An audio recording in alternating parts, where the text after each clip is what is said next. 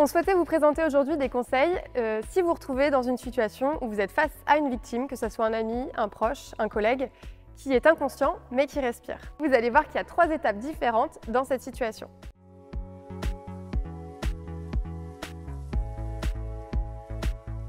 Première étape, c'est d'abord effectivement de constater l'inconscience de la victime. On va le faire de 2 façons différentes. Une première chose à effectuer, c'est ce qu'on appelle une sollicitation verbale. On va donner un ordre simple à la victime. Par exemple, « Monsieur, monsieur, ouvrez les yeux ».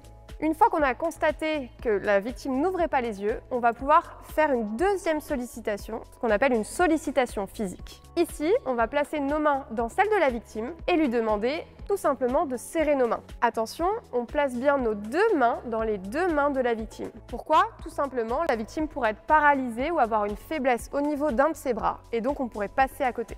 Après avoir vérifié la conscience de la victime, on passe à la deuxième étape qui est la vérification de la respiration. Pour ce faire, on va effectuer un geste qui s'appelle la libération des voies aériennes. Une fois qu'on est placé à côté de la victime, on va poser une main sur son front, 2 doigts sous son menton, notre pouce sur son menton, et on va ensuite basculer la tête en arrière en ouvrant la bouche. On le fait bien évidemment en douceur. Une fois que c'est fait, on va positionner notre visage au-dessus de la bouche de la victime pour pouvoir constater de 3 façons différentes la respiration.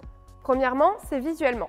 On va regarder les mouvements au niveau respiratoire, que ce soit au niveau du thorax ou de l'abdomen.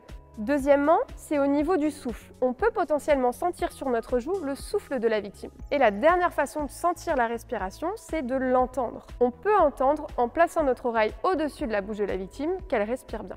Une fois que cela est fait, on sait que la victime respire, c'est une bonne nouvelle, mais par contre elle est inconsciente. On passe ensuite à la 3e étape, la position latérale de sécurité.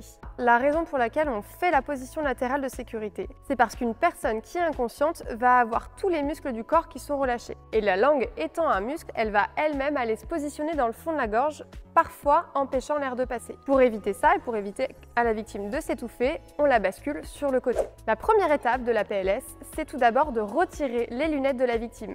L'idée, c'est de ne pas la blesser lorsqu'on la basculera sur le côté. Ensuite, on va venir se positionner sur le côté de la victime et en douceur faire glisser son bras pour le positionner environ à 90 degrés. On fait attention à respecter la morphologie de chacun. Parfois, l'angle de 90 degrés ne sera pas tout à fait exact. Une fois cela fait, on va ensuite aller chercher la main opposée. J'aime bien utiliser l'expression suivante, on invite la victime à danser, c'est qu'on va aller paume contre paume. La main de la victime qu'on a attrapée va venir se positionner contre la joue opposée de la victime. L'idée, cette main-là, c'est de constituer une sorte d'oreiller qui sera conservé plus tard pour protéger la tête et éviter qu'elle ne cogne sur le sol. Une fois le dos de la main de la victime placé contre sa joue, notre main est-elle bloquée? On va utiliser notre autre main pour aller attraper l'arrière du genou opposé de la victime. On va plier la jambe de la victime environ à 90 degrés, c'est ça qui va constituer notre trépied qui permettra de basculer la victime sur le côté. On se recule ensuite un petit peu pour éviter de prendre la victime sur les genoux et on va en douceur appuyer légèrement sur le genou pour basculer sur le côté de la victime. Une fois la victime basculée entièrement sur le côté, on va pouvoir dégager notre main qui reste bloquée sous son visage. Ici, on va soulever légèrement le coude de la victime et enlever en douceur notre main.